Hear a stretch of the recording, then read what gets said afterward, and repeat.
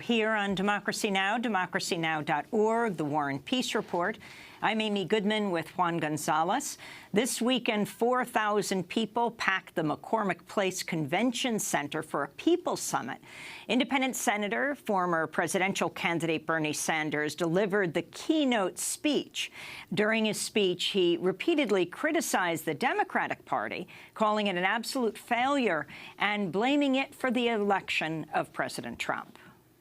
I'm often asked by the media and others, how did it come about that Donald Trump, the most unpopular presidential candidate in the modern history of our country, won the election?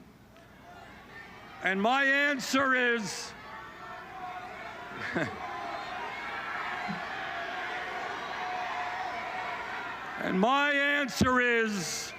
that Trump didn't win the election. The Democratic Party lost the election.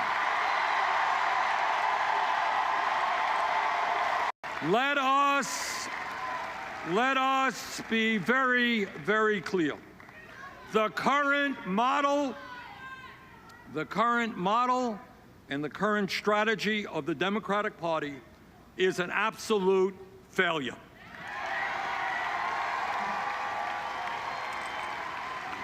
This is not my opinion. This is the facts. You know, we focus a lot on the presidential election, but we also have to understand that Democrats have lost the U.S. House, the U.S. Senate. Republicans now control almost 2/3 of the governor's chairs throughout this country. And over the last 9 years, Democrats have lost almost 1,000 legislative seats in states all across this country. Today, in almost half of the states in America, Democratic Party has almost no political presence at all. Now, if that's not a failure, if that's not a failed model, I don't know what a failed model is.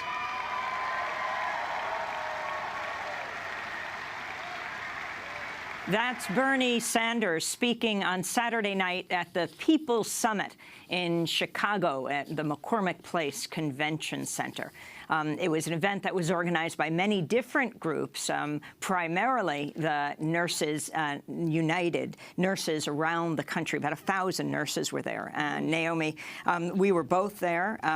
Can you talk about the significance of what Bernie Sanders said? Now, remember, he is in the Democratic leadership right now of the Senate. He's supposedly like the outreach person. He was brought into it. But he's got a fierce critique of the Democratic Party. Yeah. And I think he's been biting his tongue a little bit. I might speculate that he was inspired by what just happened in the UK with Jeremy Corbyn. We know he just came back from a trip to the UK. Because there is an interesting parallel in the sense that Jeremy Corbyn was elected by a grassroots insurgent youth-led movement. He was elected as leader originally, a youth-led movement called Melenchon in the UK. Many, many young people who joined the Labour Party in order to support Jeremy Corbyn. And there was this, they were treated as, you know, like instead of being excited about this wave of interest in the political party, the Labour Party establishment, the so-called New Labour Party establishment, because Labour was rebranded by Tony Blair in the late 1990s to be the New Labour Party, which is kind of like a Labour-scented party, as opposed to a party of actual working people, really using the tools of marketing, as opposed to having a party that knows what it stands for and who it stands for.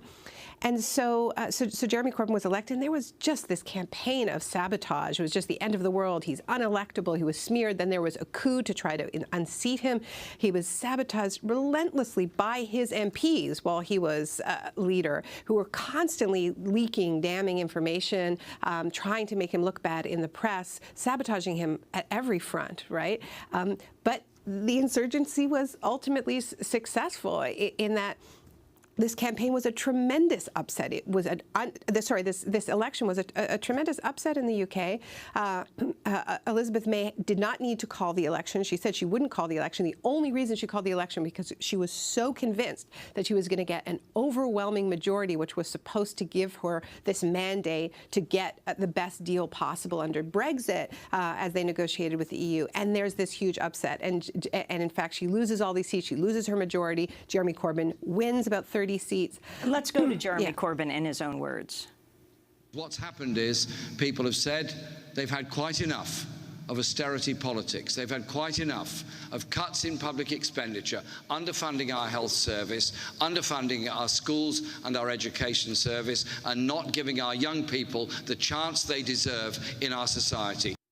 That was Jeremy Corbyn speaking. I wanted to ask you, No It's Not Enough, you also raised some criticisms of why Bernie Sanders was not more successful during the primary campaign. And you raised the issue that some people claim that Hillary Clinton rode identity politics as well as the machinations of the Democratic Party to be able to persevere against him, and that it was an issue of identity politics versus class politics. But you raised some criticism on that. I'm wondering if you could expand on that. Yeah, I mean, and I endorse Bernie and support him. I think he's a tremendously important voice, and I'm so grateful to him. But I don't think we, do ourselves a service on the progressive side of the political spectrum. Those of us who do believe it is a moment for deep change, as opposed to these little sort of tinkering changes, to not engage in self-criticism in this moment. I mean, I am sort of disheartened by the extent to which some of this debate is still frozen, as if we are still in the primary, and you still have people in their heart, Bernie would have won camps, and you still have Hillary supporters refighting and blaming Bernie supporters for Hillary's defeat, and it's just like we have to get out of that debate. And I think among the people who did support Bernie, like the many thousands of people who were at the People's Summit, I think it's very important to understand why Bernie wasn't able to go all the way, right? I mean, he got 13 million votes. He took 22 states. He got closer than any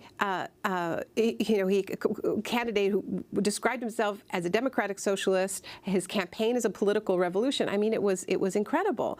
But I don't think Bernie lost the primary because the Democratic base is too conservative for Bernie. I think he lost the primary because he was not able to connect with, to speak to enough Black and Latino voters who tend to be more progressive than the rest of the Democratic base, and also to older women who felt that their issues were too much of an add-on or sort of tacked on. So, I think, frankly, the best quote in my book is from Michelle Alexander, the author of The New Jim Crow, a wonderful author and theorist and activist, and she said to me that if the progressives cannot do a better job of connecting with Black voters, of understanding the role of race in American history and telling that story differently, she said they better get Elon Musk on speed dial because they're going to need another planet. And so I think and one of the things that I found really inspiring about the People's Summit was I think that critique was really embedded in the way the weekend was organized. I mean, beginning with the voices of organizers of color, the Million Hoodies movement. We heard from the chairs of the Women's March, including Linda Sarsour on the opening night, speaking explicitly about the need for a deeply intersectional politic, to use Kimberly Crenshaw's, a very important framing, and saying, no, this is not a competition between class and economics and so-called identity politics. It is deeply interconnected, and we can't understand the story of the United States and what this economy is without understanding how race has been used systematically as a wedge to divide and enforce this brutal economic system. So I think that critique is making it in there. I don't make the critique in the book, in the spirit of finger pointing, but just because what we are seeing with Bernie's candidacy, with Corbyn's candidacy, with Melenchon's candidacy in France, who came 2 points shy. Explain who Melenchon was, well, not to be confused with the new prime minister. Right. So in the French elections recently, there was a surprise where Jean-Luc Mélenchon, who is a very left-wing candidate, significantly to the left of Bernie Sanders. I think he was calling for a rate of 100% taxation for the rich, right? Running on a campaign of really deep redistribution of wealth in order to pay for the social safety net. It was a much less xenophobic message. It was much more friendly to refugees than we've been hearing from French politicians, even on the so-called left. An anti-war message, a pro-peace message, making the connections, as Jeremy Corbyn did, between the failed war on terror model, foreign interventions, and terrorist attacks in France, in Jeremy Corbyn's case, in the UK. I'm really trying to get at these root causes. Jean-Luc Mélenchon picked up, I think, 10 points. I mean, he surged at the end, and he came. He was at the end of the campaign, and this is on the first ballot, because the way the French elections work is they have multiple candidates on the first ballot, and then they narrow it down to 2 candidates for the final vote for president. Yeah, and all of a sudden, Mélenchon's getting 70,000 people at rallies, right? I mean, his was the campaign that had the energy, and he came within 2 points of Marine Le Pen, so he almost made it onto the second ballot, which would have meant that it was a race between a Hillary-like neoliberal figure, which is who Macron is. Macron's a former banker. He imposed economic austerity under the government of François Hollande, despite Hollande having won the election originally, promising to resist the imposition of austerity in France.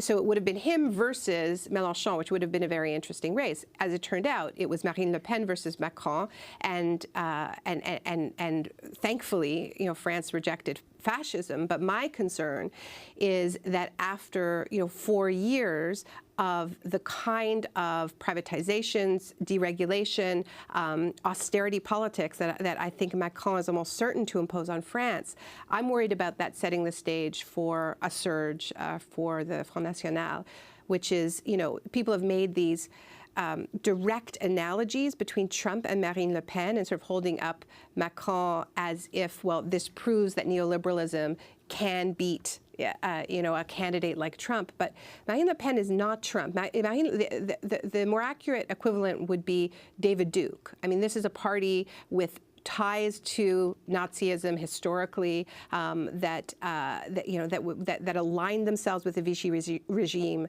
The fact that they got around 30% of the vote in France is absolutely shocking. It's nothing to feel complacent about.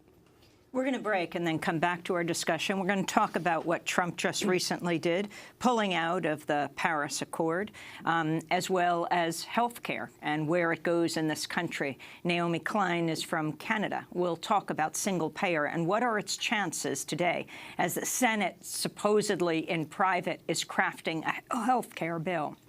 We're talking to Naomi Klein. She has a new book out today. It's called No Is Not Enough, Resisting Trump's Shock Politics and Winning the World We Need. Stay with us.